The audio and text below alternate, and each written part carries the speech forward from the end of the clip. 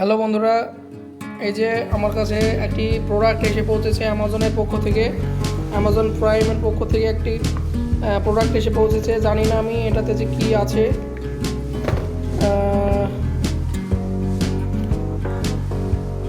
চলো এটা আনবক্সিং করব, তবেই দেখা যাবে।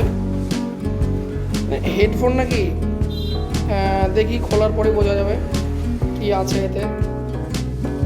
অ্যামাজন থেকে এসছে, অনেকটা বড় মনে হচ্ছে পার্সেলটা, কি একজন পাঠিয়েছে। চলো এটা আনবক্সিং করে দেখা যাক।